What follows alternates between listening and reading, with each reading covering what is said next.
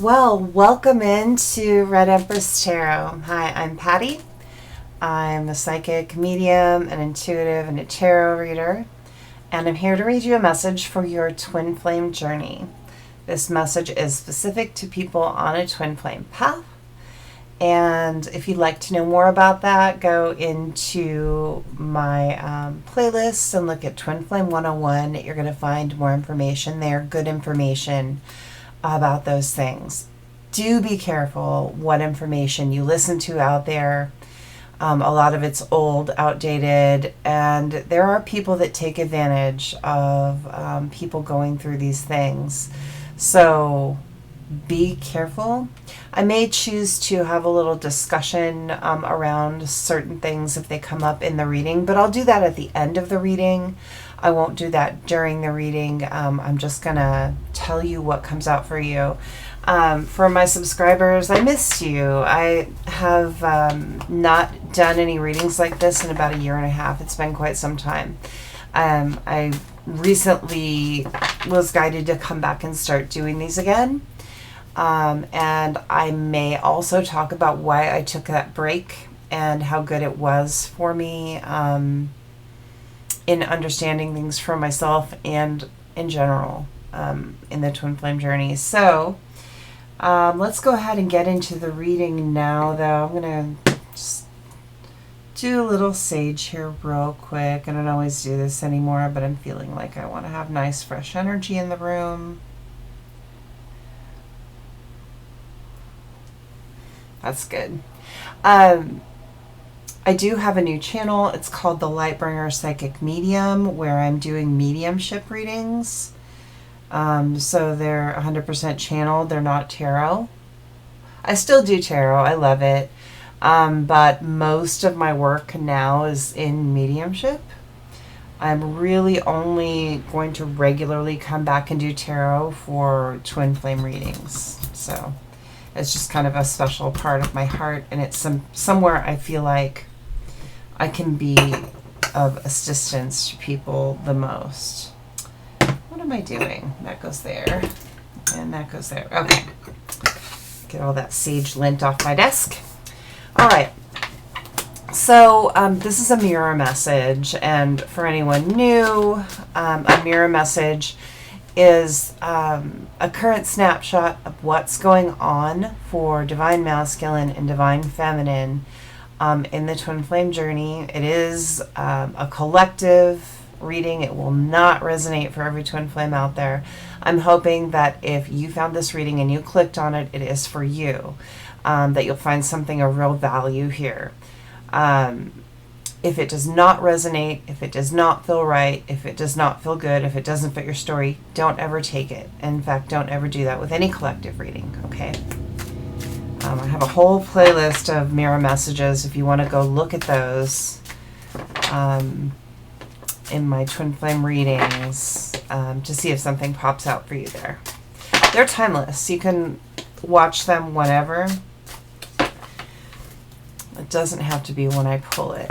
I'm pulling this reading in July of 2024, but you could watch it at any time. All right, so we start off with Divine Masculine's headspace. We go to their heart space and their current 3D surroundings, and then we do the same for Divine Feminine. At the end of the reading, I will give several options, and we'll do letter tiles and some characteristics and a few messages from the oracle cards. So it'll be nice for you to be able to have some options to choose from, but the main reading is collective. Okay, well, they're all collective, right? But we get a little more narrowed down and specific in the messages. All right, so we're starting with Divine Masculine's headspace. We've got the Emperor. And I'm going to clarify it once here with the Eight of Cups. Okay. Divine Masculine's heart space. We have the King of Swords. And clarified by the Lovers. Okay. And Divine Masculine's current 3D world, the snapshot of what's going on right now. I've got the Two of Coins. And we have the Queen of Pentacles. And the overall energy for the reading for Divine Masculine is the Magician.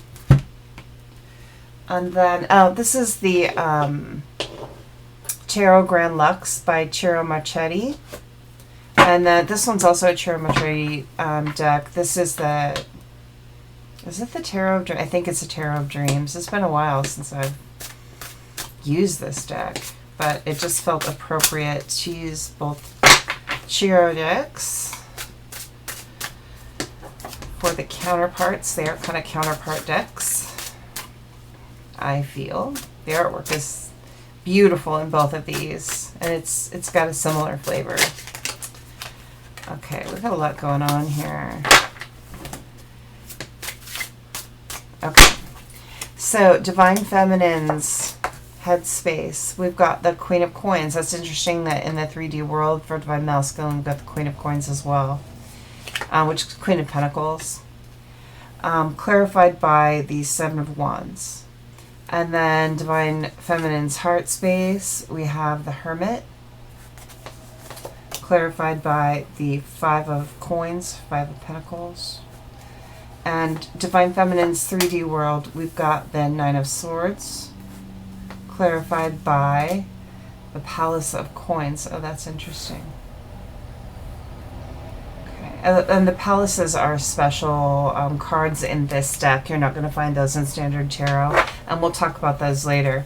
The overall energy for Divine Feminine is the Eight of Coins, Eight of Pentacles.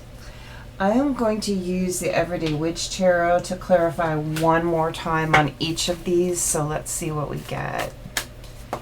I like to use different decks to clarify because then we do have the option to have one card clarify itself, and sometimes that's very telling when that happens. So I know some people don't like it when that happens, but I actually think it's really wonderful confirmation when it does. So Divine Masculine's headspace, clarify the Emperor. It is the Knight of Cups in reverse. Clarify the, make sure I have this, it is upright. Clarify the King of Swords in Divine Masculine's heart space. One more clarification there. King of Pentacles. Clarify Divine Masculine's 3D world, what's going on. We've got the Eight of Wands in reverse. Clarify Divine Feminine's headspace.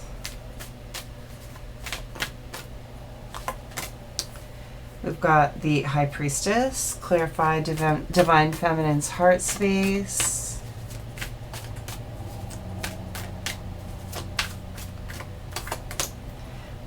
Eight of Pentacles reversed. And clarify Divine Feminine's 3D world with this Nine of Swords.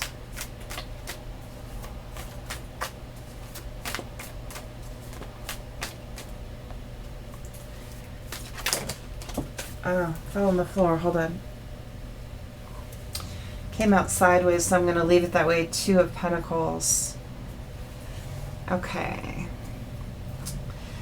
All right, let's start looking at what we have here. So I like to start with the overall energies. So on Divine Masculine side, this is where I'm going to start with the Magician. Overall energy with the Magician. Queen of Cups is up under that. A Seven of Cups under that.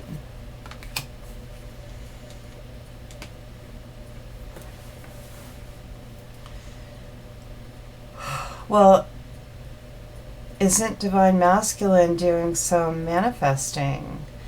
And he's manifesting his Queen of Cups, which is interesting. Queen of Cups I usually see as Divine Feminine. I'm definitely seeing that as Divine Feminine here. So in the overall energy for Divine Masculine right now, the snapshot, Divine Masculine's actually in the energy of manifesting Divine Feminine. With the Seven of Cups under it, I mean, Divine Masculine is actually seeing a lot of possibility. You know, a lot of people look at this card as ungrounded. I mean, there's different ways to see it, but with the rainbow, with this particular card, let me show it a little closer.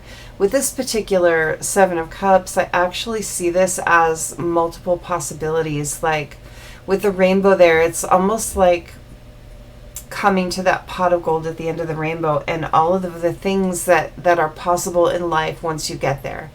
And so I'm kind of feeling that there's a Knight of Swords under that too, which is really that coming forward and coming with a message energy. So I feel like Divine Masculine in a real manifestation energy, and he's manifesting, bringing a message of truth to Divine Feminine about all of the possibilities that they could have. Now, remember, make sure this fits your story. If you have just come into separation with your Divine Masculine and you know that you're nowhere near this, you can take this as somewhere this can go, but don't take it as right now. Be really careful with that, because you don't ever want to jump on that around the corner train of thinking when you're in this journey. And you know, when you watch too many twin flame readings, you watch too many readings, I call it the reading rabbit hole, where you can just start building up all of this hope, and then next week comes and next month comes and it doesn't happen, and you come into this place of despair because what you thought was going to happen didn't happen. So you have to be really careful what you consume. Be careful what you listen to. Only apply things that fit you. If you feel it fits you, absolutely apply it. Otherwise, just take that watch and see stance, like we'll see what happens, rather than this is going to happen, I'm pinning my hopes on it, and if it doesn't happen, I'm going to get into a really low place, because that drags down your vibration, and nobody wants that. So Divine Masculine's headspace here, the Emperor, so feeling more in control in his head. I think this Divine Masculine has possibly had the habit of overthinking and not being in control of their thoughts, and like running wild places in their thoughts. That may have had something to do with running in the first place. Judgment. I just feel like a judgment call has been applied here for this masculine, where they feel like more stable in their head. They feel like they're for lack of a better, their mental stability, or their, and I'm not saying like they have a mental illness, however, there's no stigma around that if they did. But what I'm saying is recent events and learning to walk away from what doesn't serve them is bringing them a lot of mental like clarity and stability, and feeling like resolute is the word that I'm hearing. Resolute. And then the Knight of Cups in reverse here, though, there's a lot of Cups energy. Look at that. I mean, we have the Queen of Cups, so let's apply some of these things to the Queen of Cups energy when we're looking at the Cups in the headspace here. So let's apply to the Divine Feminine.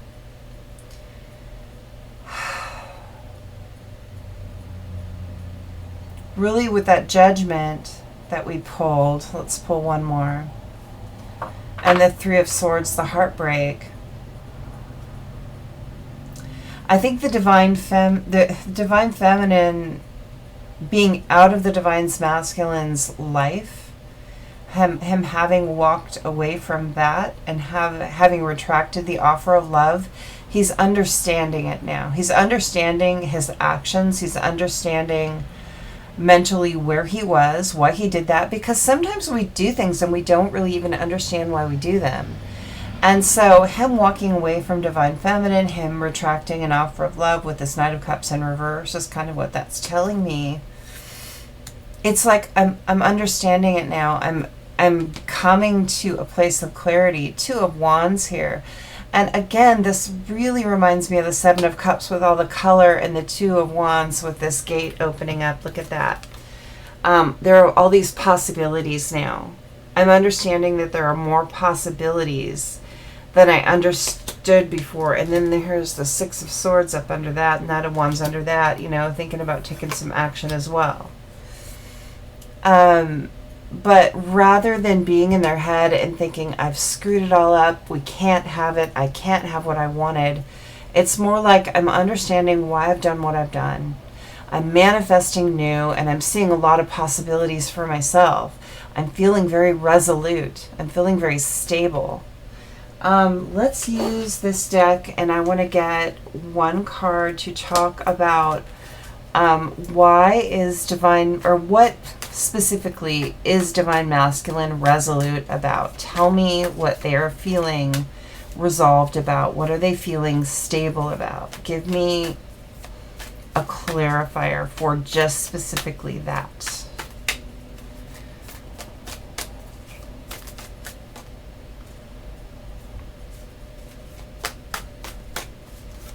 What is divine masculine feeling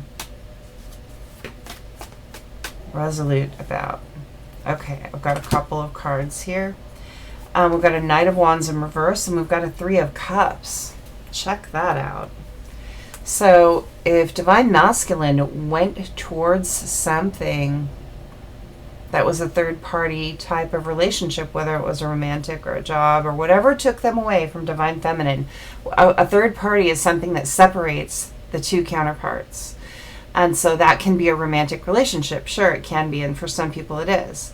It can be something else. Whatever choice divine masculine made that separated the two, that is the third party here, and that's in the Three of Cups here.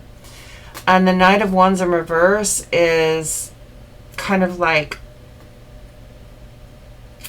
taking back that action. It's almost like I wish I could take back that action. It's like I want to take back the action. Whatever he walked away from divine feminine for, whatever he kind of took away that offer of love for, there is this resolve to, with the Knight of Wands in reverse, take that back and manifest something better. I'm just going to leave these over here. Heart space for divine masculine, the King of Swords, clarified by the Lovers and the King of Pentacles. Well, here is mastery again. So, I mean, we're having divine masculine show some really good progress here. So, Emperor and Two Kings right out of the gate for divine masculine in head and heart space is really, really good energy, because when you get to King and Emperor status, you've mastered something. So, here is divine masculine mastering his thoughts. And we also had that as the energy for the Emperor here being resolute. Again here, resolute in his heart space. Really understanding with clarity in his heart space, connecting his heart space with his head space. Swords are often head energy, you know, they're thoughts. It's mental clarity. And when you get to a king status in that area of your life, you are not allowing your thoughts to control you. You are using your thoughts to work your life in a positive direction. And in the heart space, we also have the King of Pentacles, which is financial security. It's that feeling of groundedness, of stability in your physical environment. And so we have these two kings in the heart space. So we're connecting these two areas to the heart in divine masculine's reading. So divine masculine is connecting up mental clarity and physical stability with heart space, and understanding. We've got the Lovers in the center of the spread here for divine masculine, which is this love relationship. Understanding what love is. This is understanding what love is and balancing that between headspace and physical world. I mean, what do I want love to be in my life? There's this feeling of understanding. You know, it's like almost like I didn't understand before.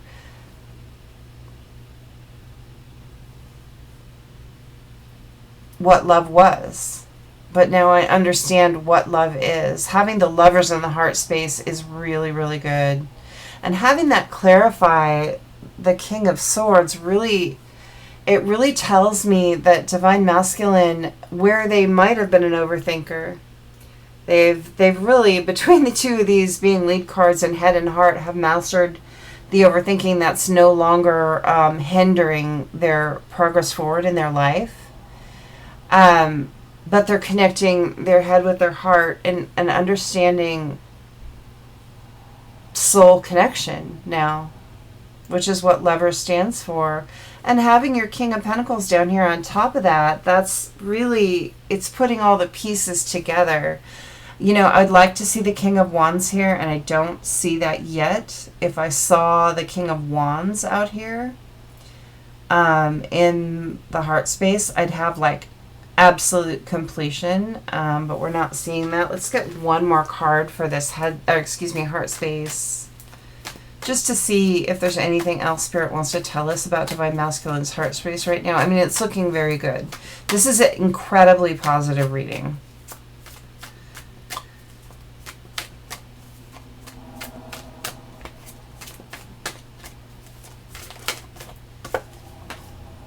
Ten of Cups. Ten of Cups and heart space. And coming out in this way with the Lovers here, I mean, Divine Masculine is really, really understanding what's going to make them happy. What really makes me happy. And it is having stability in these different areas of my life and having the love relationship. That means so much. That soul connection. That's really going to give me everything I want. There's this real understanding in the heart space of that. This is super positive, you guys. This is, for my first mirror message back after quite some time, I was really expecting a different scenario. But I'm not seeing that. So I feel like between their head and their heart, they're really aligning. They're coming into a really good place. Let's look at the physical world for Divine Masculine right now. We've got this Two of Coins as the lead energy for their physical world. With the Queen of Coins and the Eight of Wands in reverse. Now, we saw Divine Feminine under here as the Queen of Cups, so I'm not seeing the Divine Feminine as the Queen of Coins here. I'm seeing that as another person or situation. It's probably another feminine energy. I don't usually jump into shouting out or calling out zodiac signs based on whether I'm seeing... Go home. Immediately. Go home. Well, that's interesting. That's my phone, you guys. It's 4:28 apparently.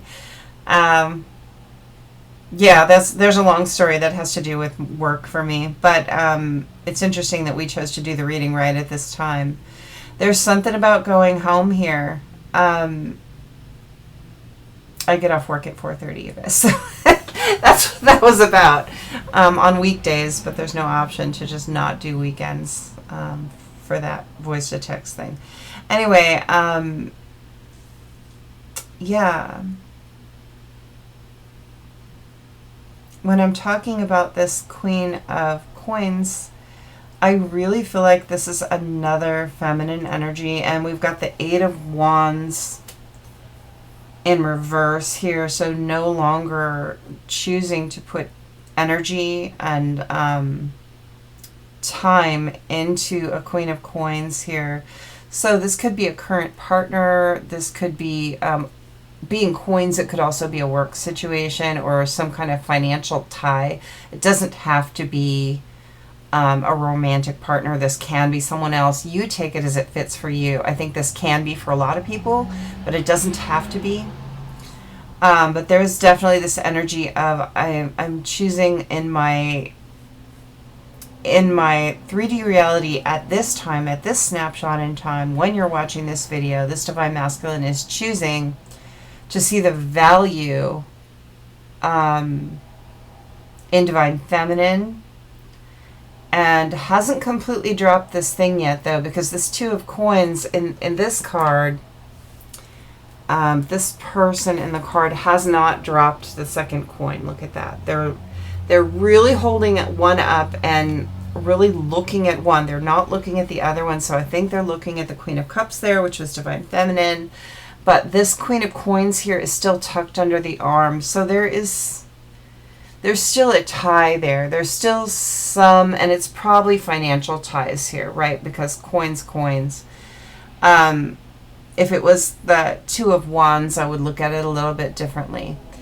But I think Divine Masculine is going to want to invest in Divine Feminine here in the 3D world. They're actually looking at doing that. I don't know that they're actually doing it yet, because I do see this other thing kind of tucked under the hand, but I do see them choosing not to put work and energy and passion and effort into whoever is or whatever is represented by this Queen of Coins for this masculine.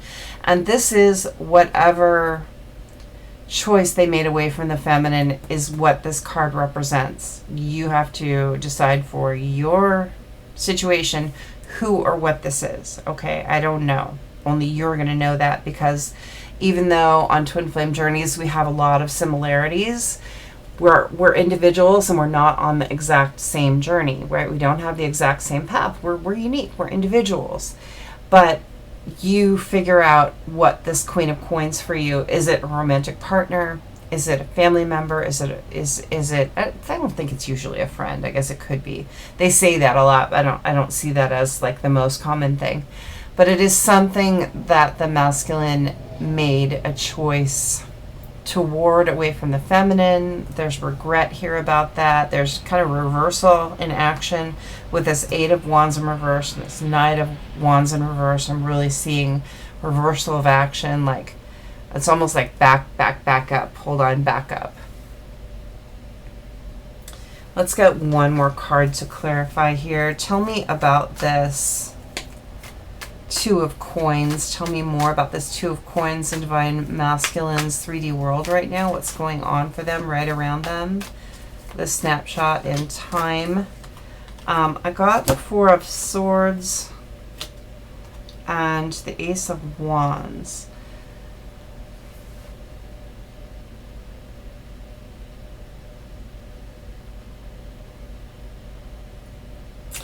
Okay, so what I'm really getting with this is it took them some real time to come to the point where they're even looking at Divine Feminine as a real option in their real 3D world. In this Four of Swords card, look at all the cobwebs hanging out around there. I mean, I think they've taken some real time to figure this out and decide if this is for them. But Ace of Wands is about this like new beginning. This is like taking action, new beginning. Like, oh, I can really definitely take action here. And this is what I want to do. But it's like the time lapse here is significant for someone. For someone. Let's look at Divine Feminine. Divine Feminine's Queen of Coins here in the headspace.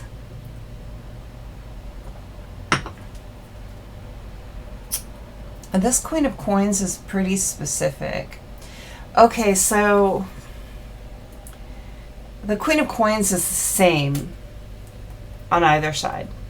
Okay, we've got the Queen of Coins, which I said is the thing that Divine Masculine went toward rather than the Divine Feminine. So taking up way too much of the Divine Feminine's headspace is whatever this decision was. Whatever Divine Masculine chose over Divine Feminine is taking up too much of Divine Feminine's headspace. There's real thought going in here about this other person or this situation.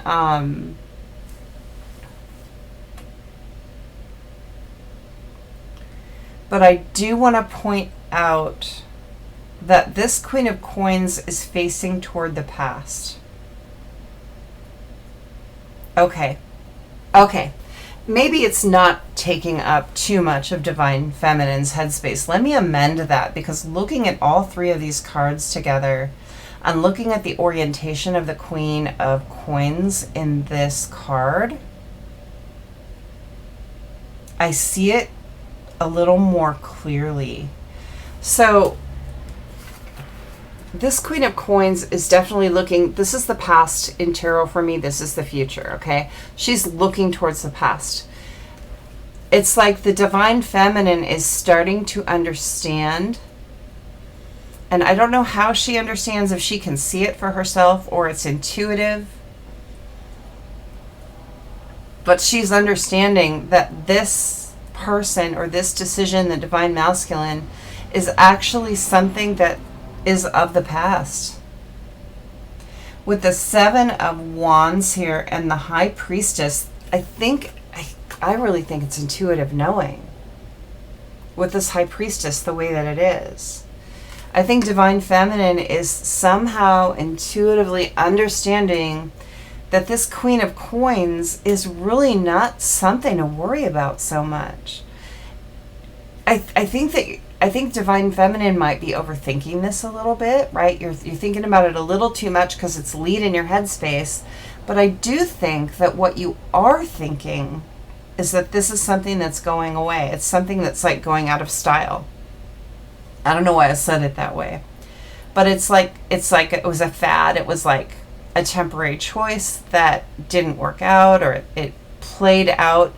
And often when we have a twin flame relationship and Divine Masculine runs and he makes a different choice, we often call that a karmic, whether it's a romantic partner or something else. It's a karmic choice, and we call that thing or person a karmic, right? Karmic does not necessarily mean every romantic partner Divine Masculine will ever have post Divine Feminine, but we often say it that way, and it's an unfortunate thing that we do. But what I am saying is that this karmic option, there was karma for Divine Masculine to play out with this choice. Whatever this choice was, let's just take that there's a person here out of the equation. There's something Divine Masculine went toward here, that he needed to learn something surrounding that he could not learn from a relationship with Divine Feminine. There's probably a value around himself that he needed to understand his own value, or understand how to take care of himself. And we often don't teach masculine men, particularly. It doesn't have to be a man, but for a lot of people it is. We don't teach men in our society to take care of themselves. Isn't that a shame? We teach women a heck of a lot more to take care of themselves than we teach men. Men are supposed to be the providers. They're not supposed to be receptive. Receptivity is a feminine trait. Giving is a masculine trait. Doing is a masculine trait. Receiving is a feminine trait. And I think this masculine might have had to learn that they are worthy and deserving of receiving too, of taking care of self too, of receiving from themselves, is kind of what I'm getting. It's a feeling I'm getting. But like with the Emperor card and the lead over here, I feel like they're really getting that. I think that they've learned the lesson that they needed to learn in this karmic situation, whatever it was. However they needed to learn to value themselves, I feel like they have learned that, or they're in the process of wrapping up that lesson. Divine Feminine has had plenty of lessons for herself as well. So it's not like Divine Masculines are the only ones learning anything or anything like that. That's crazy talk. We both gain so much from this journey that, we talk about union a lot. We talk about being back with our partner. And, a lot of times that's people's goal. And I understand why it is, because you're so drawn to this person. You love this person. But the really genuine goal of the twin flame journey is to come to balance within yourself and understand your own value. Understand how to communicate in the world and how to set clear and healthy boundaries for yourself. And that's on both sides.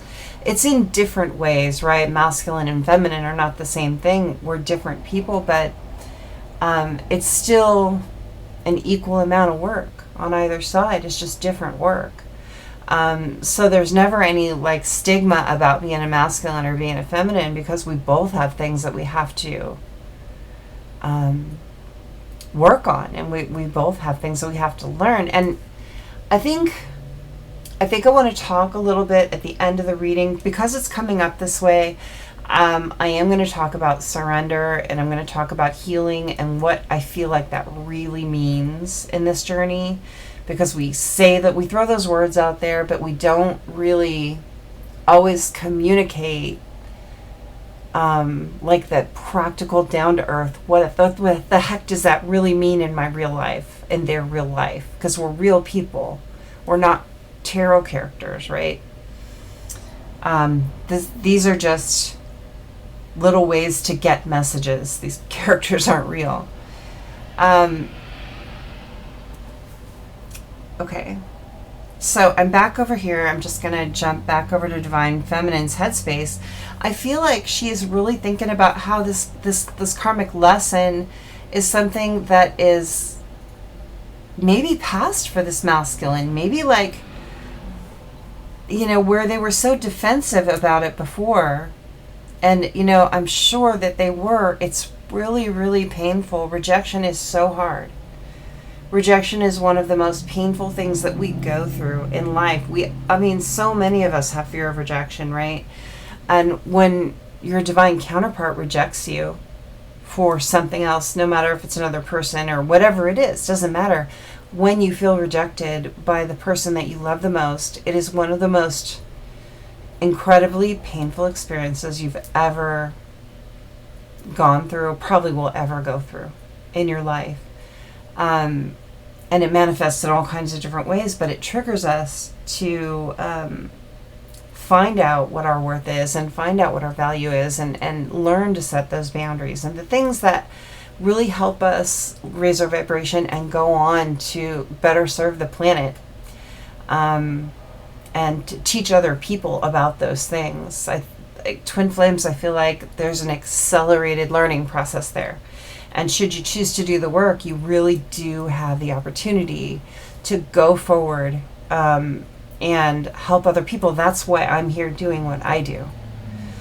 Because I feel like it's my job. It's my calling to be here doing this. I know I took some time off from it, and I just recently felt really, really called back to come back and start talking again and helping people again.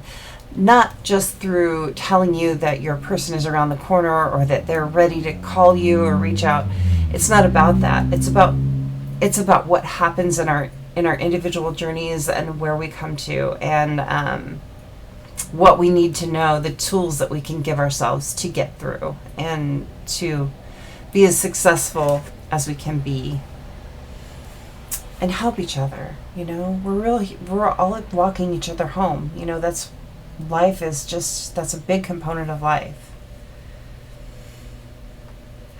We're not here to recriminate each other and call each other out for being terrible people. We're here to help each other learn. And so it's a really good idea when you're watching these readings, when you're talking about twin flames, when you're talking about masculine and feminine, it's like, let's be kind to each other as much as we can. It doesn't excuse bad behavior, but it definitely can offer reasons for the way people behave and what they do. And there's a big difference between an excuse and a reason. A reason is simply that. An excuse tries to say everything you did was okay, and you don't get held accountable. And it's not about that. Actually, it is about taking accountability, learning to take accountability. A lot of this journey is about learning that it's okay to be accountable. In fact, that makes you a beautiful person. If you cannot learn accountability for your actions, you have a lot to learn in life. It helps you, being accountable helps you be a better friend, a better neighbor, a better partner, a better everything. Okay. Anyway, off the soapbox. Back to the reading. Sorry, I said I wasn't going to do that, but sometimes it just comes up. We'll talk more about surrender and healing later. So I feel like with this High Priestess here in Divine Feminine's headspace, we're really looking at Divine Feminine understanding that this choice Divine Masculine went toward, that maybe rejected her for, that she was so defensive about for so long because it was so painful, right? The intuitive understanding of what's really happening here is really coming in. And there's a lot of thought going on for Divine Feminine about that. Like, there's understanding dawning and coming about.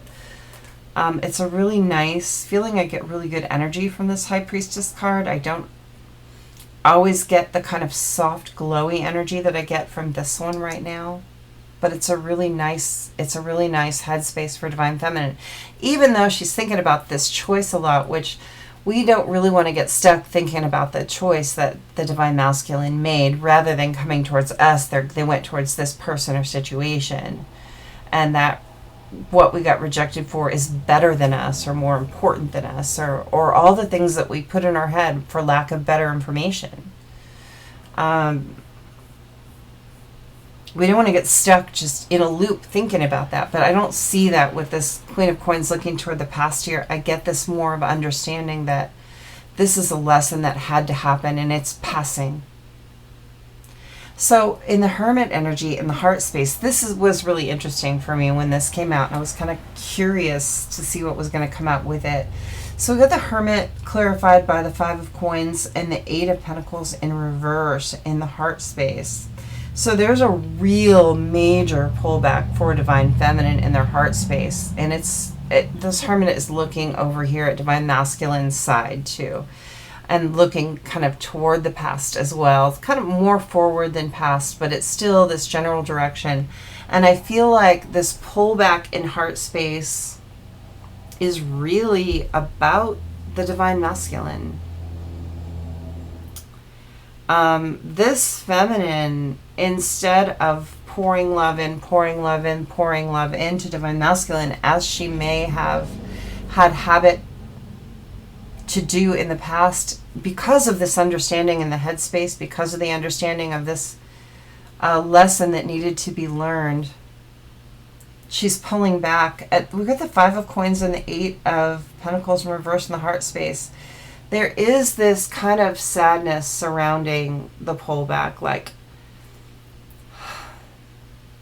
I know I have to pull back from throwing my energy over here. I've thrown so much energy over at Divine Masculine, hoping you'd heal. And I'm going to talk later, again, I said, about surrender, because we need to talk about surrender with this Hermit here. But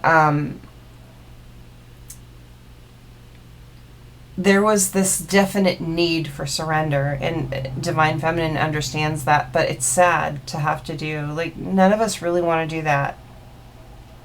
Not really. If you're genuinely in a twin flame dynamic, pulling your energy back from your person is actually really tough, because that's the last thing you want to do. I mean, you want to give them everything that they need. You want to make sure, and feminines are generally very nurturing. It's part of our energy. And I want to give you everything you need to be successful. I want to help you. But what we're forgetting is that when we throw all that energy in, they have to deal with all that energy, and they don't have the energy to help themselves. And so there's this understanding, and like I said, I'm going to try and limit what I talk about that, but there's this really need to pull back in the heart space. And it's hard to do. It's like, we've got this feminine, she's got this little bundle in her lap. It looks like a baby, almost like me and mine. I'm going to take care of me and mine right now. And it's hard to do, but with the lead card in the heart space of the Hermit, I'm doing it. I pulled back my energy. There's this major pulling it all back. Not that they don't care anymore, but they've figured out that they cannot be sending all their energy over here. It's counterproductive. It does not help the situation. In fact, it hinders the situation when you do that too much. And the Eight of Pentacles in reverse, I'm no longer working on sending my heart energy over here. I have pulled it back. I have stopped working on this connection. They are working on themselves, but they're no longer working on the connection. And sometimes the Divine Feminine goes about working on the connection in really poor ways. And it's not purposeful. It's with great intentions. It's with care and love, but it's not always what's needed. And I think there's this understanding of that in the heart space is, hey, I'm going to make my energy about me right now. I just can't make it about you. Can't do it. It's not helping you. It's not helping me. And Divine Feminine's 3D world, though, so this is interesting because we had the Nine of Swords as the lead card here, which is not my favorite energy, right? It's nobody's favorite energy. The Nine of Swords is really about stress. It's about worry. It can be about not sleeping well. And we have that clarified by the Palace of Coins, which is one of the best cards. So there's this real dichotomy between these cards. And then we have the Two of Pentacles on its side. This is crazy. Her 3D world is weird right now for Divine Feminine. I'm sorry to say. And if this doesn't resonate, like, don't come in the comments and say that my world's great right now. That this isn't about you then. It's about someone else. We don't want to ever negate someone else's journey or someone else's message because it doesn't fit us. If a collective reading doesn't fit you, it doesn't fit you. But I'm not being dismissive of you. If your 3D world right now is great, I'm so glad for you. I'm so happy for you. That's what we want it to be. But like for this Divine Feminine, or this group of Divine Feminines, really is what I should say, the 3D world right now is pretty stressful, actually. And, you know, it's swords energy, right? So it's really a lot in Divine Feminine's head. It's Divine Feminine, I think, is the one overthinking now. In the 3D world, we got the Divine Masculine, like, getting it together in their headspace. But Divine Feminine, thinking a lot about, like, what could go wrong now. Like, I've pulled my energy back. Like, I know that this lesson needed to happen. I understand that now. I'm dropping my defense about that. I'm not going to be so defensive about that anymore. But now that I pulled all my energy back, it's like, what do I do? And there's like real stability here in the 3D world. With the Palace of Coins, you can't really get more stable. I mean, this Divine Feminine is actually pretty stable in their 3D world. But we've got this Nine of Swords leading that. And I feel, I'm going to get a clarifier on it in a minute. And I neglected the overall energy here on Divine Feminine's side. So I need to look at that, and I think it's gonna really apply to this 3D world part. Normally I just go right to that, and I feel like it's because this Eight of Coins needs to apply here. And what's interesting, the overall energy for Divine Feminine with this Eight of Coins, we have the Eight of Coins, Eight of Pentacles, same card, reversed here in their heart space, but then we have it in the upright as the overall energy. Right below that, we've got the Wheel. And we got the Empress for Divine Feminine. That's Divine Feminine here. We've got the Emperor over here. And we got the Empress over here. Wow. Oh, this is going so much better than the Divine Feminine thinks. Here's the thing. In the 3D world, the Divine Feminine, even though she's doing all the right things, even though her headspace and her heart space are in the right places, she doesn't think that, she doesn't understand how well it's going. I don't think she understands that she is thinking and doing and feeling the right things. I don't think she really understands how far she's come. But like the Empress is right up under a little more work. So in the overall energy, we have Eight of Coins, which is about putting in some work. And we've got Wheel, which is about, fate, really. coming into play, what's supposed to happen. And you know, the timing of that, the wheel is a clock here. I mean, our sundial, that's really about timing. And then we got the Empress right up under that. So actually, everything that's happening here on both sides is leading to a really great outcome. It's leading to the feminine in the Empress and the masculine in the Emperor energy, which is what you need on both sides for balance. And we'll talk about balance at the end a little bit more and why that's important and what that means. Balance and energy is really about alignment, which is really about matching your vibrations. And like I said, more talk later for people that want to hear about those things and understand like what we talk about when we're talking about those things and like break it into practical terms. But this Nine of Swords, like, it's almost like in Divine Feminine's a little up in her head about the 3D world, like what's happening in my 3D world right now. She's imagining there's this, and I'm seeing this as a dream state because her face is so white and it's like a ghostly kind of state in dream state, and Nine of Swords can be about nightmares. But I'm not seeing this as a nightmare. I'm seeing imagination. I'm in Divine Feminine's imagination in her 3D world. She's like, what's coming around the corner for me? Like, what bad thing could be happening? It's like, have I messed this up? Have I, by pulling all my energy back, like, have I messed it up? Is nothing good coming now?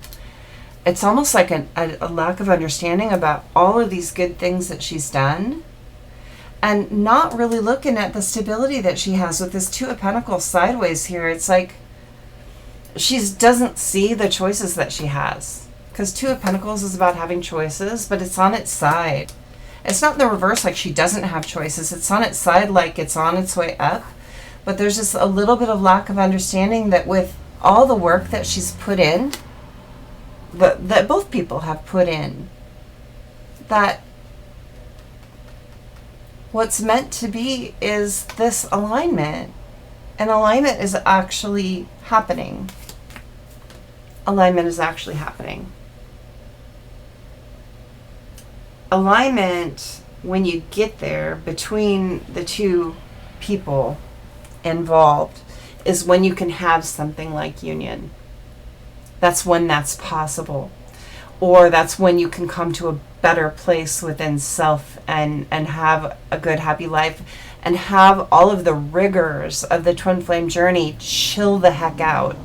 That's not really what I wanted to say, but now YouTube has all these rules. So, you know, my language and all. I'm trying to be a good girl. I'm working on it. Working on it. So, super interesting reading. Divine Feminines, if you're, I mean, most of my readers, most of my watchers are Divine Feminines, and like, please understand that all the things that you've been through, all the things that you've both been through, the lessons you've been through, what you've learned, what you've let go of, you're pulling back, it doesn't mean this pulling back that you're doing, this is what's supposed to happen right now. This is exactly what's supposed to happen right now. This is bringing you, all this work is bringing you what's meant for you is coming for you. And this Empress energy is just right here. All these possibilities here. This Empress is holding this glowing baby in her hand here. And it's like, and there's just all of this like harvest kind of stuff in the foreground of the card. It's like all this abundance and all this possibility. And then for Divine Masculine, we had over here, after Divine Feminine, we had all this abundance of possibility happening. Don't fret so much. Like, don't stress so much. You can, it's okay to believe in the possibilities of your life. It's okay to let this Two of Pentacles here come upright. It's okay to let it come upright. You don't have to leave it sideways like this in your life, which is really saying, I just don't know. I'm not sure. I'm not sure if I did the right thing. I don't know. Yeah, you're doing the right thing. Yes, you're doing the right thing by pulling your energy back.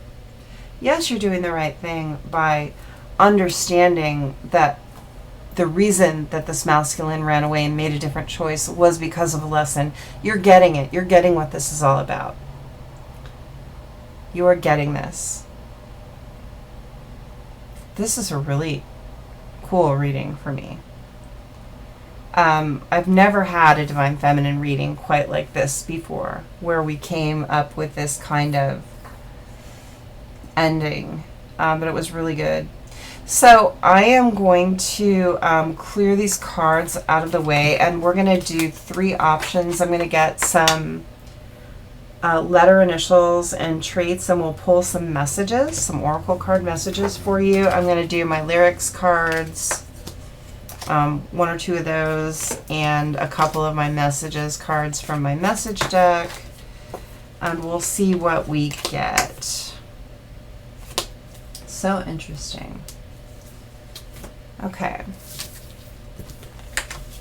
I always feel sad taking my spread apart after a really good reading. It's like, oh, I want to look at that a little more, but, you know, I can watch the video too. So clearly, it's okay. Oh, I'll have to separate those out later. All right. Well, maybe they wanted to be combined like that. Divine Masculine and Feminine getting all mixed together like that. Maybe it's time for Divine Masculine energy and Divine Feminine energy to be coming together. Maybe that's what that's about. Don't fret so much. Don't stress so much on it. That just brings your vibration down.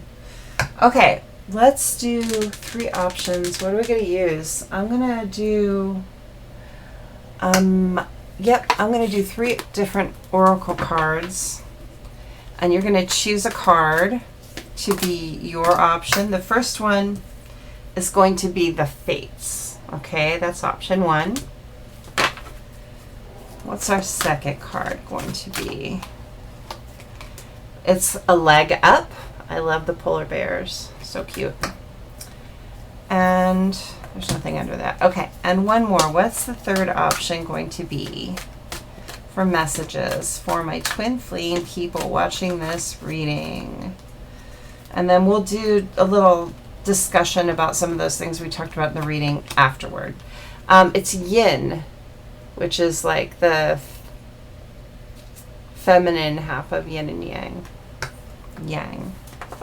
I feel like there's 2 cards with these, but they're not. They're just thick. Okay. All right. So I'm just going to separate them out, and we'll see what we get for each one. So let's start with some initials. Let's just do one at a time. I'll even put timestamps in for them. How about we do that? That way you only have to listen to what's yours if you want to. Okay, so I've never done it this way before, so this is something I thought before I started the reading might be fun. First letter initial is I, and this could spell something out. This could be initials of somebody. A, T. I'm not going to get too many of them, just a little handful. F, B. I think if you get too many, it kind of dilutes it. S. Another S. So if you have an S name or something starts with that SS, something nautical, that could be extra confirmation. And we got T here. Okay, so those are our letters. I'm going to pull them over here. And we're going to get a few attributes. I have these little cards that I used to use all the time. They're handmade. That's before people started. You see readers use this all the time right now, but it was before people did that I did these a long time ago. Okay, so, and this could be about you or your person. Handsy under the table. So this is someone that might put their hand on your knee or whatever under the table. Or, you know, this could be you or your person. Artist. Someone is an artist, possibly. That could be a hobby or a job. Aligned. Okay, so we talked about alignment in the reading. That's really good. So these, whoever you are with the Fates option, coming into alignment. Serious-minded. Okay. Beach lover. And let's get just a few more. I like getting quite a few of these. Healthy eating. So someone might be on a journey or just really into healthy eating. Grass is greener. This is someone at some point that felt like the grass was greener on the other side. I think that almost always happens in the twin flame journey. Shh, don't let them hear, because this is someone that likes intimate time to be private. They don't want to be overheard. Not everyone is like that. Someone that likes to go to the gym. This could be a non-traditional romance of some sort. So maybe you met in a non-traditional way. Something like that. Only you're going to know. Comfortable dress. So someone that doesn't really like a lot of formal, like I like to dress comfortably. I'm not really big into formal dress. A couple more. Romantic getaways, dinners. So someone really likes the romantic side of things and to show things like that. Chef, and one more. So someone could really like to cook or actually be a chef as a job. Curvy or toned. So someone could be extra curvy or be very toned. Okay.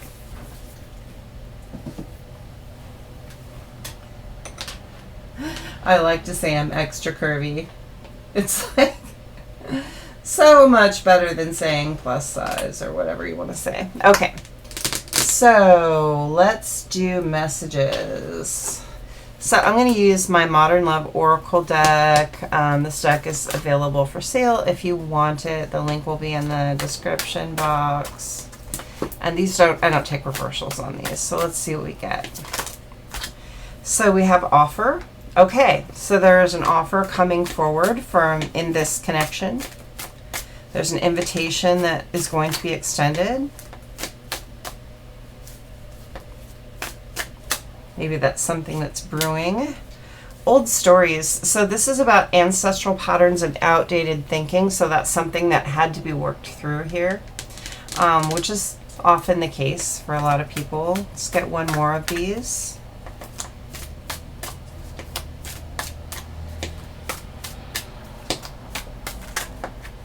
And time to think. So someone has really pulled back and had to take time to think. There's also this one that comes up. I was going to take another one of these, but road ends. There's a completion of a path. It's time for a new path at this point, which is really, really good. I also just saw dream big on the bottom of the deck. So I'm going to pull these over here so I have room for other messages. Okay.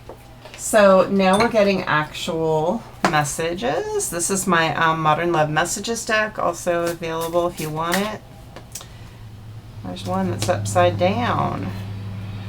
I'm a little obsessed with you and trying to understand it. Okay. And I'm not going to try and interpret these for you. These can be past tense, can be present tense, can be future tense. I could only write them in one tense, so you have to decide for you what that is. You never leave my mind. I'm so in love with you.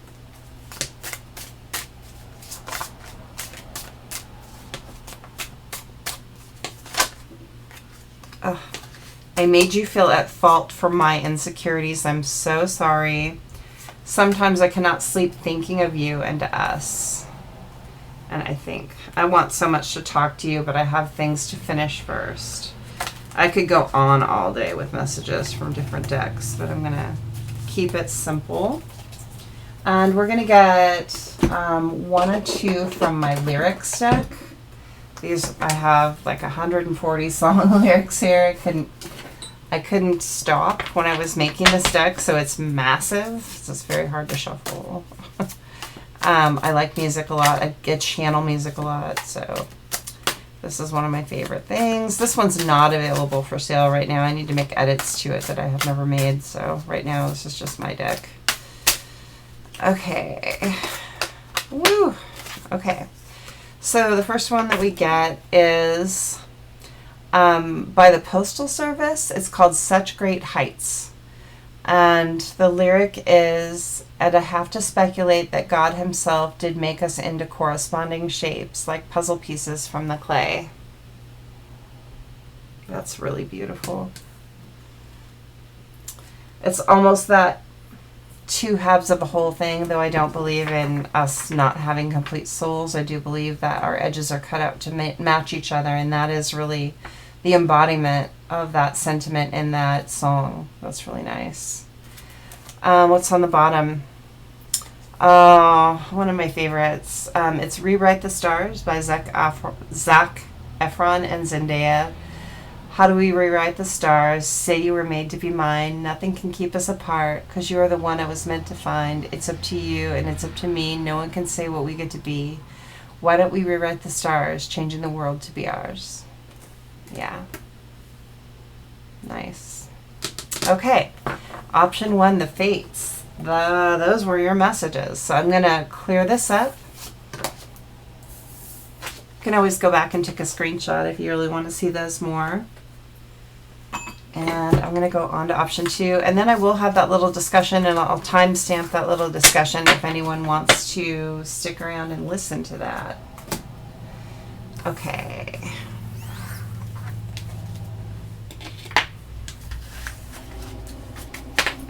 I'm going to put these back so I have the full range to choose from.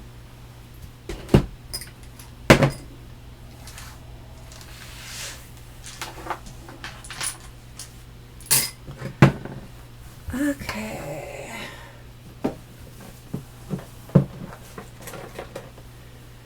All right. So option 2, a leg up. This is option 2 for the messages and the attributes and letter initials. So let's see what we get. I want to really shake these up from the last one. And I kind of like reach around and pull from the bottom. Well, sometimes they fall at the top if they need to. Okay. I'm sorry. I'm a 12-year-old boy at heart. So we got H and O. These can spell something. These can be someone's initials. They could be anything. You know, your last name could be Ho. Who knows? You know, that doesn't have to be a bad thing. That can be a real thing. D. That went sideways. Okay. H, O, and D. F. Like Frank. U. G. Like a gimme. I can't think of what the Air Force things are for those. I can never think of them. P like Patty or Paul. And E like elephant. Okay. Then we're going to get attributes. Okay, let me shake these up really good. And we'll see what we get. So these could be about you or your person. I felt like there was like a bunch of those there, and I would really like to get them one at a time. Okay. Hard worker. So someone here is a very hard worker. Good work ethic. Someone likes sex outdoors. Oh, I don't know if I'm allowed to say that anymore, the S word. Sorry if well, whatever, too late. Wisconsin, so there could be some tie to Wisconsin. And there's all kinds of countries and places here. It's not just in the U.S. Confident. Oh, not confident. Confidant. No, it's not confident. It's confident. Someone's very confident. Although someone could consider you their confidant, since I said that. Ohio as well. So like we got a lot of Midwest stuff coming through. Non-traditional romance again. So someone could have met in an unusual way, or your romance transpired in an unusual way from the traditional. Which, I mean, like a lot of stuff is non-traditional these days. Someone is very patient.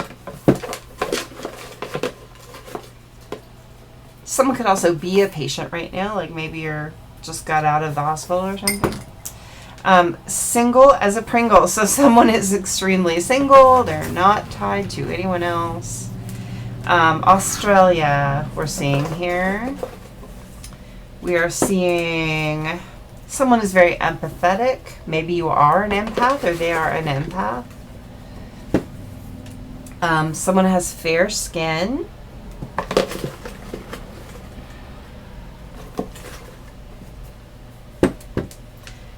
Athletic. And if you were pulled between a couple piles, there's nothing wrong with checking them both out and seeing what fits you. It's okay. Someone is athletic. Someone has very nicely groomed facial hair or eyebrows. And someone is an abstract thinker. That's interesting. Okay. So they think outside the box. Let's get messages. We're going to get a few of my oracle cards from my Modern Love Oracle deck. It is available if you would like to buy it. The link would be in the description of this video. If you don't know how to get to the description, right next to the title there's a little arrow, and you click the arrow and that takes you to the description. No one ever says that, and like people that aren't familiar with YouTube don't know it.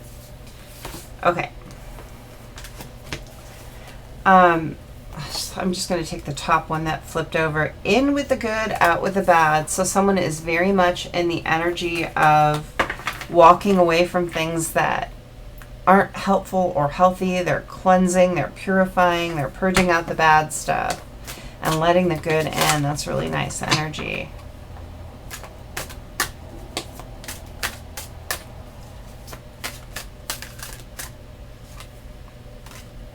So loud and clear, talking, communicating. So someone may be speaking their truth very clearly, very soon. And also true friends. So I think that the people in this connection do consider each other true friends as well as love interests. Let's get one more. Let's see. I think it's this one. Old stories. We also had this one come out in option 1.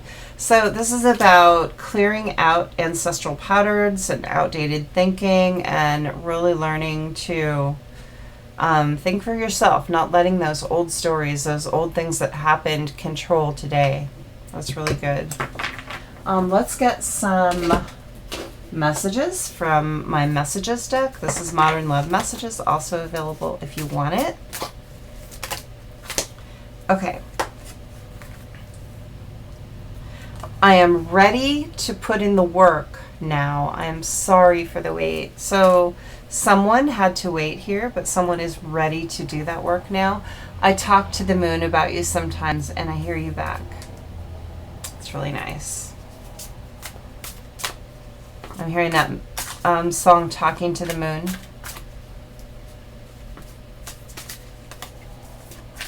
Who is that? Is that Jason Mraz? I'm not sure. I have it on my playlist somewhere, but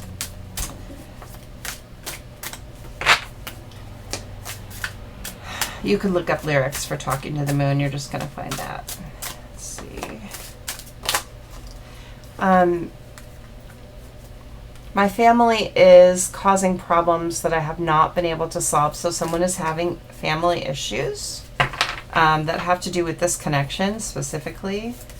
Let's get another message, and then we'll get a couple of lyrics.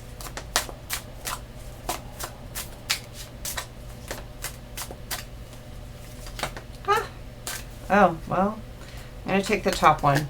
I have been cheated on, and I'm not ready to risk that hurt again. So, you know, this could be to do with this person that needs to put in the work around that, surrounding that. I'm really feeling that. So someone has been cheated on. They were not ready to risk that before, but they're ready to put the work in now. They're sorry for the weight that caused you. You know, it's really sad when pain from one relationship kind of tars the next relationship. You know, you like kind of use the old paintbrush for the new relationship, and you shouldn't do that. But it's something we have to learn to do. It's not something that really comes naturally. You have to learn that just because one person hurts you doesn't mean everyone will hurt you. That's something you have to come to. Okay. Oh, there is a U-sized hole in my heart. That was there too, so I'm not going to ignore it. Okay, let's get a couple of, yeah, I guess I'm getting 2 messages from my lyrics deck. This one is not for sale. This is just my personal deck right now, maybe someday. Okay. Whoa, well, that flipped out. It's Borrowed by Leanne Rimes, and it says, I know you're not mine, only borrowed, 'cause you already belong to her. At least you said so, but I'm starting to believe it ain't the whole truth, 'cause when we're lying side by side, I get the whole you. So, again, this is a kind of a cheating song here, and it's like, I'm getting like a theme around that for this pile. Someone has dealt with cheating and it's been very challenging. And it's almost like one of the people in this connection was cheated on and they wanted to leave the connection but felt like they had to fix it and didn't. I'm really getting that strongly, and they like weren't able to fix it. And it's like the other person on the other side of this connection here had to wait for this person to come to some realizations and some understanding. But there's an apology here. I'm sorry for the wait. Okay. And then we also got The Way I Feel Inside by the Zombies. Should I try to hide the way I feel inside, my heart for you? Would you say that you would try to love me too in your mind? Could you ever be really close to me? I can tell the way you smile. If I feel that, I could be certain, then I would say the things I want to say tonight. So there's this feeling of I haven't been able to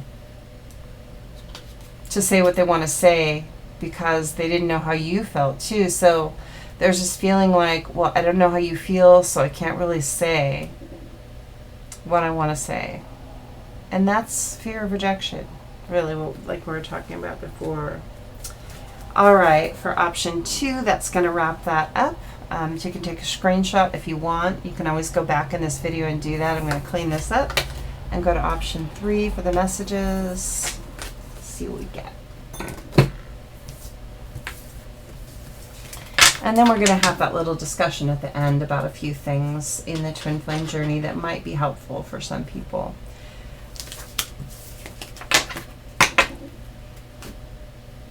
Okay.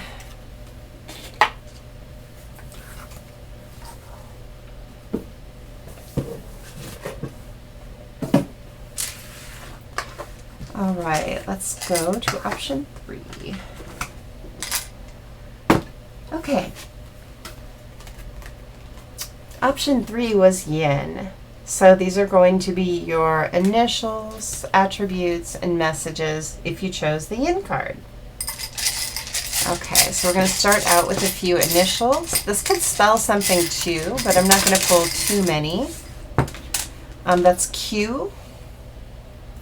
Q. C. CQ. That's interesting. That's a ham radio call, CQ. I mean, if you don't know anything about that, my grandpa was a ham radio operator, so he taught me a lot of stuff. Calling CQ is when you're just trying to get someone to hear you, to like pick up and talk to you. And so it's like almost putting out in the universe, calling CQ, somebody talk to me, like please talk to me. And I really think there's like one person trying to get the other person to talk to them. There's an O, there's an I, Io. Io is one of the moons of Neptune, I think. It's the frozen one, I'm almost positive, and Callista is the other moon. So Io or Callista could make sense to you. T,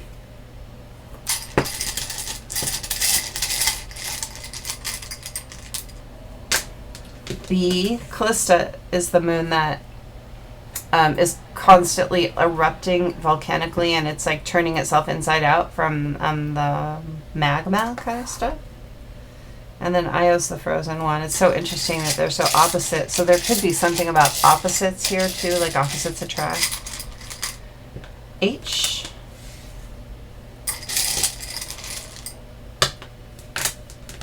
There's a blank here. Someone really does not want to be mentioned. They're not ready for that. Interesting. And F, like Frank. I'm going to get...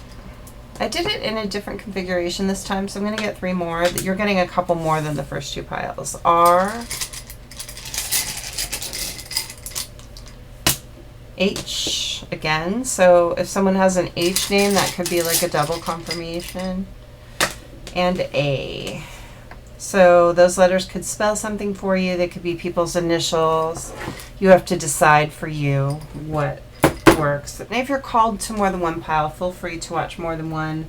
There's nothing wrong with doing that as long as you're using your intuition to decide what fits for you and what does not.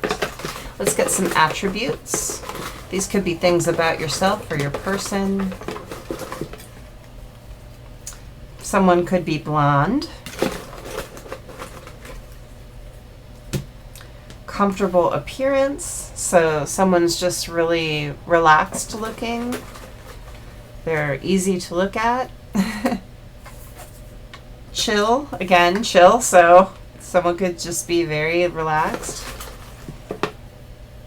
Adventurous with food. They might like to try interesting cultural food, things like that. Someone's very confident.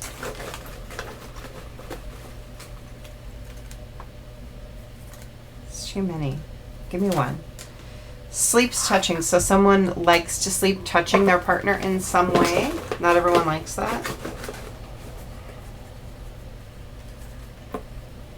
Assertive. Okay, that's a really good way of being, is assertive. Ohio. That came out in option 2, I think. And I have a lot of places in here, so it's interesting that came out twice. You could have been like the same person for option 2 and 3. Highly intelligent, just for one person probably. Okay, that's too many. I couldn't read them. If I grow out a stack, I don't like that. Okay, there's just 2 there. Let's get those. Someone's a very talented lover. Lucky you. Sweet tooth. Submissive. Someone might be more on the submissive side or just the receptive giving side. Someone may have dyed hair. And one more. Simple taste in food. So that's interesting. One person in this couple might be adventurous with food and the other person might have very simple taste. So that's might be a way that you'll recognize that. All right, so we're going to get a few oracle cards from my Modern Love Oracle deck. It is available for sale if you want it. Link is in the description box below. Okay. So up in smoke. So someone in this connection has suffered a financial loss of some point, or someone has been really burning their money, like either them or someone that they're connected to caused a financial loss or really was not great with taking care of money. They felt like their money just was drained away or up in smoke. Offer. So we got this in option 1 too. Offer. So I feel like an offer is going to be extended in this connection. An invitation is forthcoming at some point.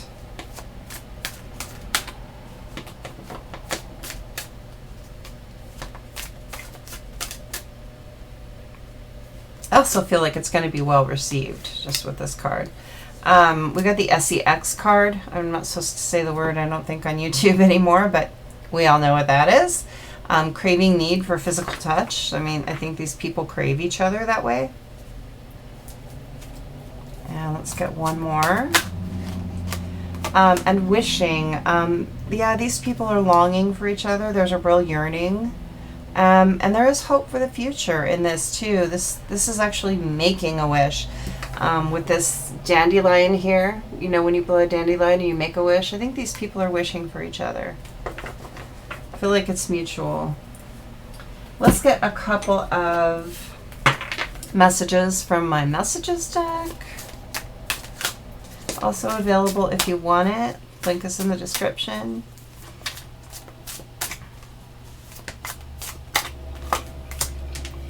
You know my soul better than anyone. It's really nice. And I think in a twin flame connection, that's universally true. You just know that person inside and out. You know their soul. And because you've been together before, you know, most twin flames have probably been together in multiple lifetimes. I'm having money problems and do not want you to know. Oh, that goes with the up in smoke. I'm going to put that over here. Someone's definitely had or having money issues. Now remember, the tenses on these are not necessarily present tense. They could be past tense. They could be future tense. But there's something surrounding money definitely in this connection.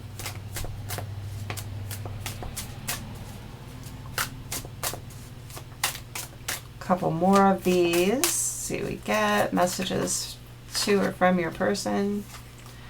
I want to share it all with you forever. That's really nice. And you are the most beautiful person I know inside and out. Oh, I like that. And I feel like this one too. I feel you all around me when we're apart. Yeah. Yeah. That telepathic connection is a real thing. Okay. I mean, we think of telepathy as something that's sci-fi, right? We don't really think of it as real, but it is a real thing. You know, you're thinking, hearing a song in your head, like I wake up hearing different songs in my head every day. Sometimes it's the same song for a while, but that's a thing. Or, you know, you're just hearing a conversation in your head. You're having a conversation with them in your head, but really they're having it in their head too. And unless you compare notes, you're never going to know that, but you start to trust it after a while. So this song here, the first song I'm going to get to, the first is I Can't Fight This Feeling Any Longer. This is Can't Fight This Feeling by REO Speedwagon. I can't fight this feeling any longer, and yet I'm still afraid to let it flow. When what started out as friendship has grown stronger, I only wish I had the strength to let it show. I tell myself I can't hold out forever. I said there is no reason for my fear, 'cause I feel so secure when we're together. You give my life direction, you make everything so clear. Yeah, that's beautiful. And you know, we talked about fear of rejection in the reading, and that's a real thing. We have this incredible fear of rejection with our counterparts because they mean so much to us. But it can be debilitating until you figure out that there's no need for it. You know, because when you do the work, when you align yourself to the other person, you don't need to fear that anymore. You just have to align yourselves. And we're going to talk about alignment more in a little bit here. The second song is Photograph by Ed Sheeran. Oh, I like this one. Loving can heal, loving can mend your soul, and it's the only thing that I know. I swear it will get easier. Yeah. Nice. Okay. Money problems is really sticking out here for this one, just so you know. All right, let's go ahead and did I say you can watch multiple options if you need to? If you felt pulled to multiple options, do that. Just only take the stuff that fits your story. Don't take things that don't fit. You're not an ugly stepsister. You're Cinderella. It needs to fit. Okay. You're the princess. Male or female. You get to be the princess. All right. Let me clean that up, and we're going to have a little discussion for anyone that wants to stick around for that. Talk about a few things. So, let me get a little drink of water here. I wanted to talk a little bit more, and I didn't want to do it all during the reading because it really makes the reading lengthy, and not everyone wants that. You know, I see feedback all the time in other readings where people say, you know, I didn't want a lecture, I just wanted a reading, and that's fine, that's fair. But a twin flame relationship is very different than any other kind of relationship. And understanding the things that happen and understanding what you can do to help yourself is really important. So I'm not going to like talk about the whole thing because that literally would take hours. In fact, I have some friends that I'm actually working on creating a channel just to talk about twin flame subjects, a nonprofit channel that will be a panel discussion. So it's not just one person's voice. And I will get there. I've been thinking about that for years, but we're actually planning it now. So we'll get there.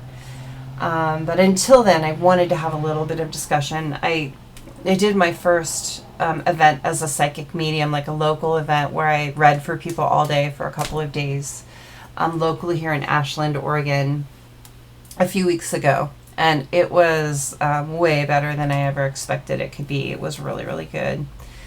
And on my way to that event, I had some stuff going on in my head. It was like an hour drive, so I had time to really just think. And I got some scenarios in my head. I saw the Six of Cups come out. I saw myself doing tarot, and I did bring tarot to do as well as mediumship at the event, just in case someone wanted it. I had like half my people wanted tarot too. So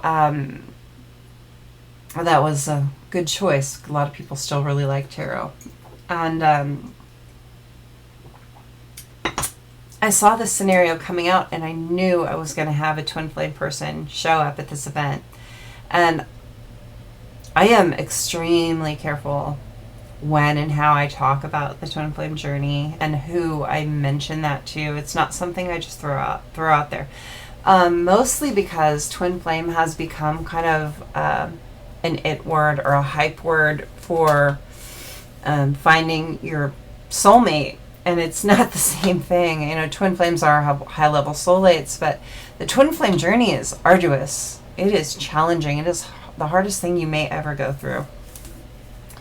And I would never want to throw that out for someone that is not in it or make people think that they're in it when they're not. You know, that's something you have to come to for yourself. But I knew someone was going to show up at that event. And I haven't really been talking about twin flame in a while. And no crap if it didn't happen. It did. This girl sat down, I think everyone under 70 is a girl.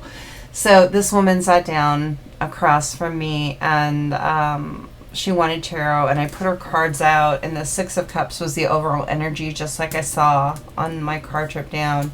And some of the other markers came up that I knew were going to come up, and I stopped the reading, and I said, I need to ask you some questions. I don't usually do this, but I asked her a series of questions about if she's experiencing this type of relationship, and darned if she wasn't. And so that was an interesting one. So I was really able to help someone that needed the help badly. She had actually come wanting a reading on something else. Like anything else. You know how you get so, your head is so full of this journey that you just want to, like, anything else, please. And I was able to help her get some real clarity, and I was so grateful for her coming. And I've been planning this return to doing these mirror messages, these twin flame messages, for a while, and having her show up really solidified that for me, that I needed to come back. It took me a while to get to the point where I had time to do this, but here I am. So anyway, a few things that I feel like are important to talk about that came up during this reading are surrender, healing, maybe we'll even throw divine timing in there, I'm not sure. And also, we're just going to throw in vibration to boot. So let's start with vibration, because that's something that we talk about all the time. We need to raise our vibration. We need to be in high vibration energy. We don't want to be low vibration energy. What does that mean? Like, practically, we're real people, we're real humans, I mean, with real jobs and families and kids and responsibilities, and we're trying to figure out what these things, like, what do I really do, though? It's okay to talk about these things, but, like, what are the practical steps? Like, what does it really mean for my life? And we don't always understand those things or talk about them in practical terms, which are important to me being a Capricorn. Everything needs to be in practical terms for me, or I'm not very happy. So when you're talking about vibration, every person and everything has a vibration. It's like seeing germs under a microscope, seeing things under a microscope, right? So before the invention of the microscope, we had no idea that bacteria and germs and cells were even real. We didn't know they were real. We needed a microscope to be able to see them. They're very small. We can't see them with the naked eye. Vibration is not something that we, as kind of unenlightened people, and unenlightened is such a crazy term too. Like, what's the way to say it? Vibration is something you have to learn to feel. It's not something you just naturally tune into. Some people do. There are some people that do, and a lot of kids do. But we teach people as they get older that only the things that you can see and smell and taste and touch are real. If you can't see it, smell it, taste it, and touch it, if it's not of the religion that we're teaching you, right? Some people are taught a religion, and these things are true. But anything outside of that box of religion or outside of those practical physical things is not real. And so we tune out vibration. We just learn to do that naturally as people. And as you develop spiritually and as you start to understand things, you start to feel vibration more. And really, it's just a feeling. It's just like trusting, and that's like same as tuning into your intuition. It's the same deal. We're very intuitive when we're born, and then we have it kind of beat out of us as we go. Some of us literally, unfortunately. But most of us, it's kind of worked out of us because we're taught that anything not without physical evidence isn't real. And so vibration is something that's natural. Everything has vibration. This seashell has its own unique vibration. This piece of sodalite in this, I have it in a pendant or pendulum. This has a unique vibration. And one of the ways we talk about vibration is in chakra colors, right? So here's a really beat up chakra chart, and we can see all the different chakras. We've got crown, third eye, throat, heart, solar plexus, sacral, and root chakra. And each one of those has a different color. If you can see the colors on there. I've had this forever. Came with a deck one time. I just keep it because I like it. And the color of the stone often coincides with the color of the chakra. So if you have a throat chakra issue, you might want to have some sodalite or some lapis lazuli or another blue stone around for you. Might help you clear your throat chakra a little bit. And it's because the vibration of the stone, the natural vibration of a blue stone, helps you tune that chakra within your body. Our bodies are natural and they're hooked to nature. We're all connected. Everything is connected. And so things like that can really help us. You know, if you're having a problem with your heart being closed up or it needing to be open, your heart chakra. So a green stone like this, green kyanite, or a pink stone like rose quartz or something like that might help you to tune that up. Okay, root chakra colors are red and black. So like this black kyanite broom might help you tune up your root chakra, which is, you know, feelings of safety and security and groundedness, things like that.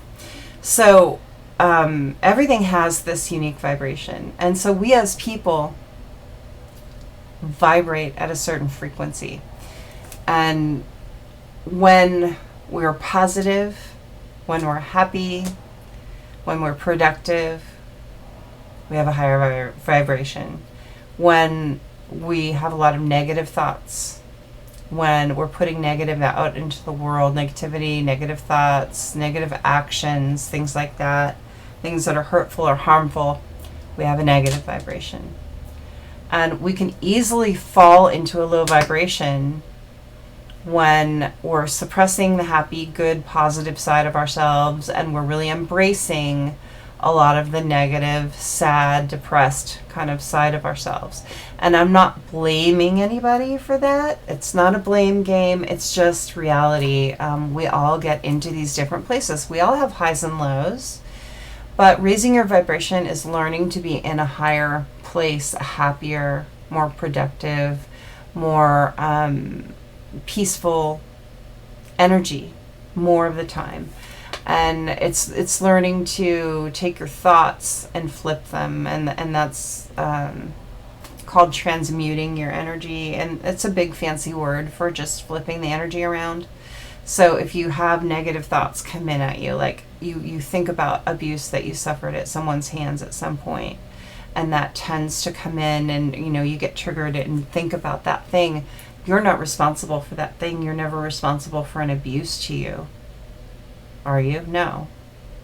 But continuing to focus on it and to let that be pervasive and to be harmful to your happiness, to your peace, to your positivity, to your productivity, those things, lowers your vibration. When you stay in that sad thought or that painful thought, and that it's a lower vibration. When you learn to recognize that feeling, experience that feeling, and then push that feeling away and put something more positive in its place, and you choose to let more light and positivity and happiness in, the quicker you can transmute and change from being in that really sad place to being in a better place, the more you raise your vibration. So vibration is really about being in that peaceful, happy, helpful, productive, all the positive energy. That's all that's about. There's no big trick to it. It is challenging to learn to do that, especially when you've dealt with a lot of negativity in your life, especially when you have a lot of negative people around you. But it is possible. It is something that you practice. It's muscle memory. Just the more you do it, the more you learn to flip it faster, the higher your vibration gets. And so when they talk about low vibe or high vibe energy, that's what they mean. It's just keeping it more positive. It's very simple. It's not a complex concept. When we're talking about surrender, okay, I want to get to that point, because in the twin flame journey, we talk about that a lot. We have to get to the point where we surrender. And it's really freaking challenging because we have this, let's say, a baseline dynamic. It's like the details are different for everyone, right? None of us have the exact same journey, but the details are pretty much the same. We have a masculine and feminine energy. We're not talking about genders. We're talking about energy. They can be of male and female gender, sure. They don't have to be. And so let's not get stuck on that. But you have this masculine and feminine energy, and they get together. They're magnetically drawn together like no one else ever. You are so drawn to this person, and everything seems like it's going to go really well, and you feel this elation, this incredible happiness, right? And then the masculine in this couple, their vibration, there's something about it, they're not matching, and they're repelled like flipping a magnet. So when you have two magnets and they're pulled together and they're stuck together, but if you flip one around, it actually repels it naturally. It won't even touch it, it repels it. That's what happens. So the masculine gets triggered by this too much happiness, and there's different reasons for that. It can be, this is too good to be true. Because of past experience, this is too good to be true. It can be, I'm not worthy of this because of past experience.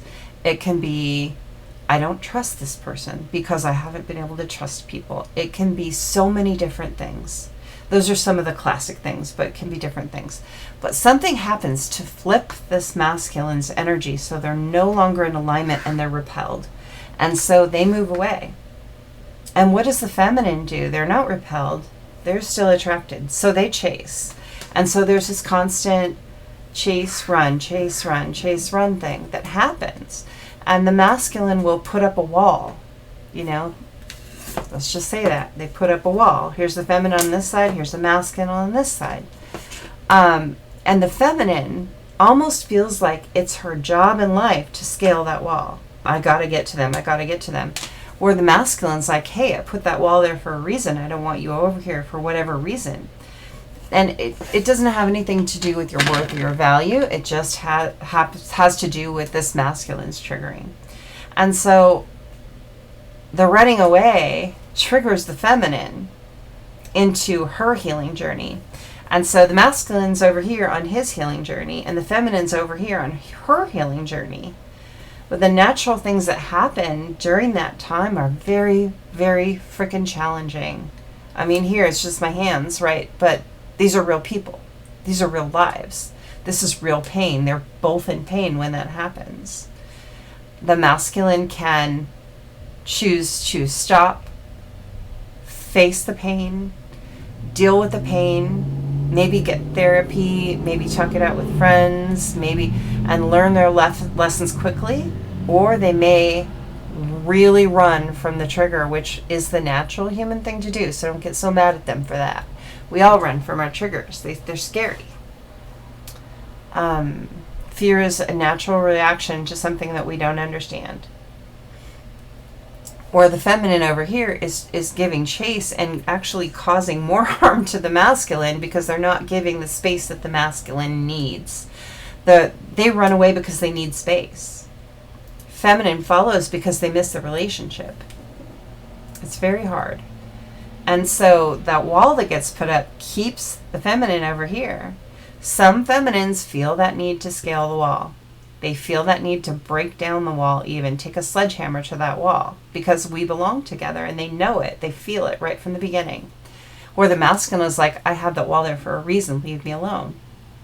You know, and it's not really a conscious thing. It's just something that happens. The masculine's not thinking, I have healing to do and I put up this wall and you need to leave me alone for my healing or whatever I need to learn. They're thinking, I just need you to stay away from me right now. For whatever reason, it may be because they feel guilty. It may be because they feel hurt. It may be because they feel angry. Whatever the emotion causing this wall is valid. And the reason this journey can take a long time is for the feminine to learn and really come to the place where she understands that continuing to put energy into this, chase, throw energy this way, hinders the masculine. It does not help.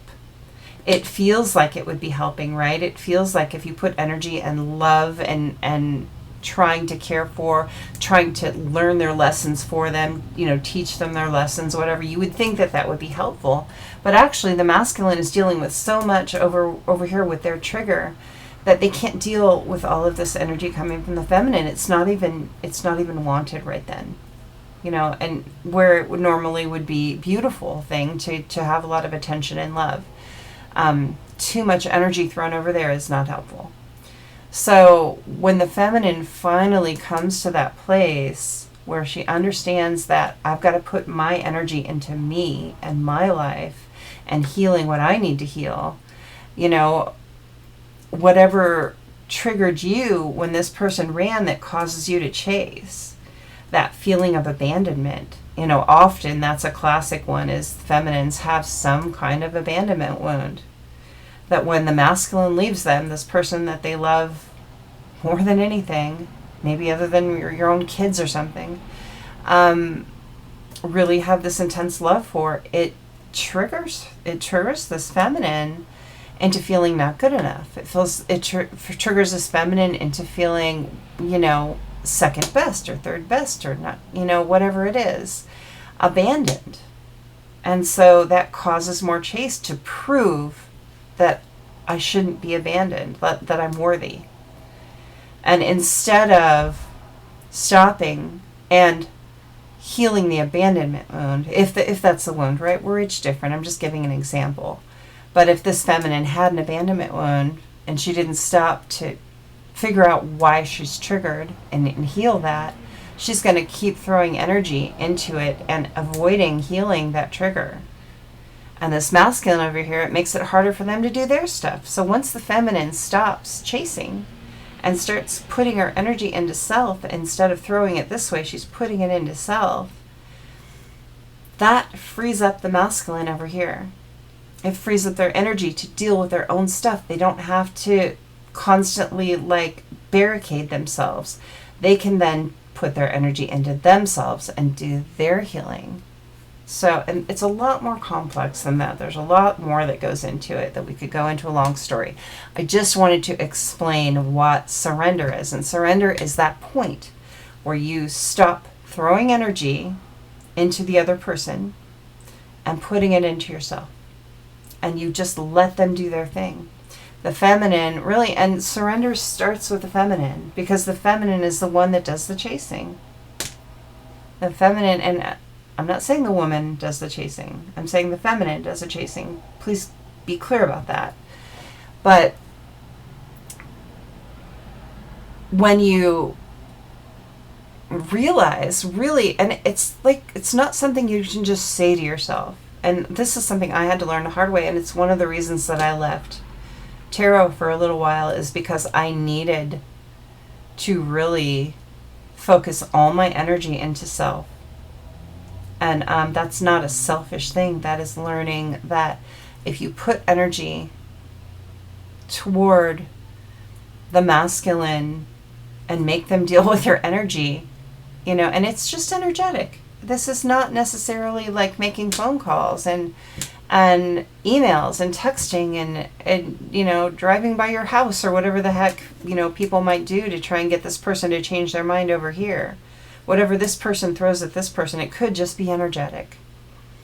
When you come to the place where you really fully internalize a lesson as a feminine, and you stop throwing your energy into the masculine, and you really put it into your own life, and you really come to the place within self where you understand that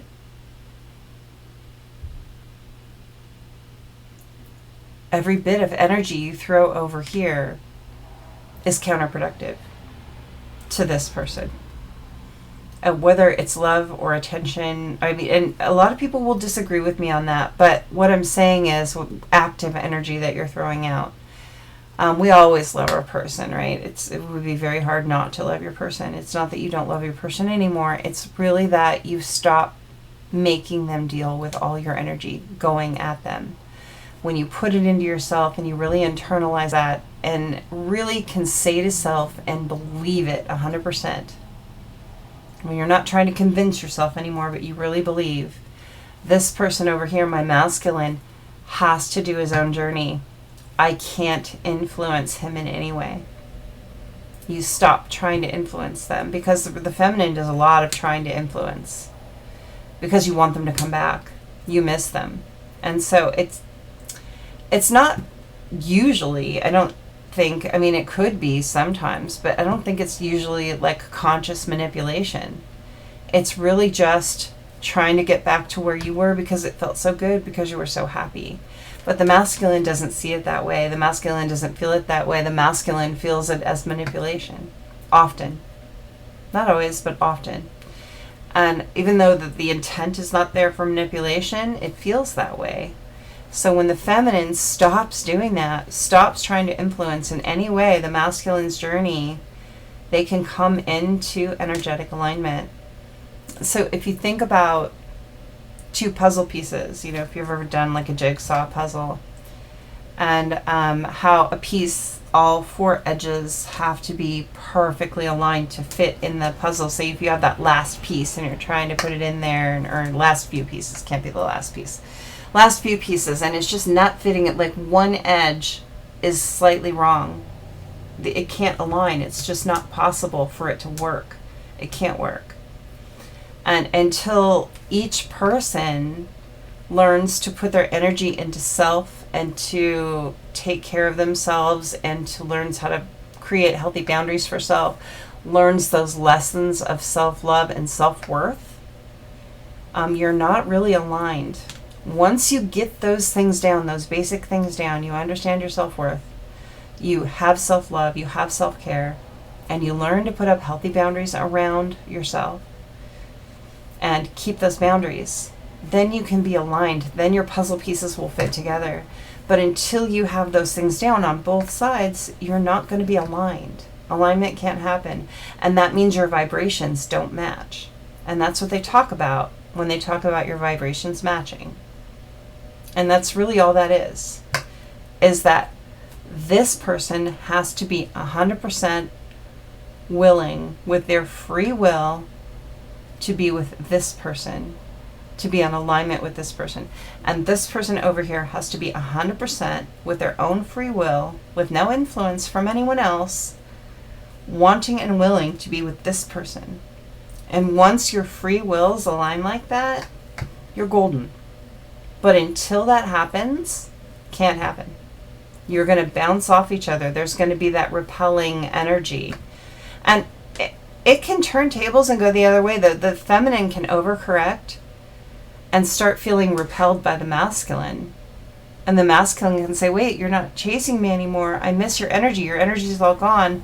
And, you know, that kind of happens when the feminine pulls back and pulls all the energy into self. And we saw that in the reading earlier, where she pulls all her energy into herself. And it's like, I'm no longer doing this. And that's exactly what we saw in the reading, is this happening. And the masculine goes like, wait, I miss your energy. And then that free will comes in like, oh, I do want you around. I do need you around. I do feel better with you around. And that's when you can kind of start to come into alignment. And there's a lot of little pieces that have to go together for that. And each person, each set of people is individual. This is very simplified, clearly. But vibration is a fancy word for us just being able to match. Like, I want you and you want me, and we're at a healthier place together and we can work. That's what that means. Doesn't mean anything else. There's no, like, divine timing. People talk about divine timing all the time. It's the time it takes for that to happen. It's not like someone sitting up there saying, nope, this can't happen until 2017 or 2027, or, you know, there's no like, oh, well, it's only August and this isn't supposed to happen until December. No one is sitting around saying that. That's not what divine timing is. Divine timing is the time it takes for the alignment to happen. That's it.